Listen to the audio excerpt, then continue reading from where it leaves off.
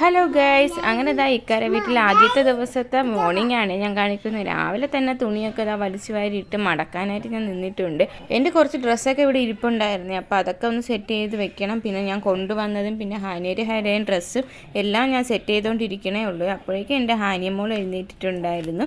അപ്പോൾ അവൾക്ക് രാവിലെ തന്നെ ഇന്ന് പാൽ കൊടുക്കാമെന്ന് വിചാരിച്ചു. അല്ല വേറെ ഒന്നും ഇപ്പോൾ കഴിക്കുന്നില്ല. അങ്ങനെ അത് ഞാൻ കൊണ്ട് വയ്ക്കുന്ന മുമ്പേ അവളെടുത്ത് ഒഴിച്ചിട്ടുണ്ടായിരുന്നു. നല്ല ചൂടുണ്ടായിരുന്നു.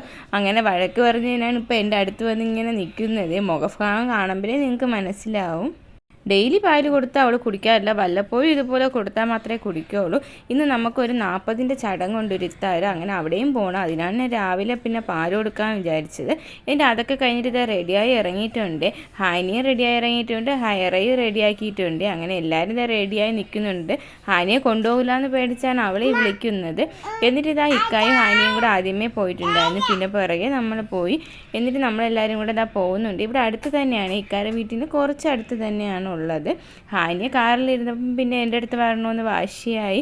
നമ്മളവിടെ എത്തിയപ്പോഴത്തേക്കും ചടങ്ങൊക്കെ കഴിഞ്ഞിട്ടുണ്ടായിരുന്നേ. ഹാനിയ ഇവിടെ വന്ന് കുറച്ച് നേരം കഴിഞ്ഞപ്പോഴേ ഉറക്കമായിട്ടുണ്ടായിരുന്നു. പിന്നെ നമ്മൾ ഫുഡൊക്കെ കഴിച്ചിട്ട് നേരെ വീട്ടിലേക്ക് വന്നേ.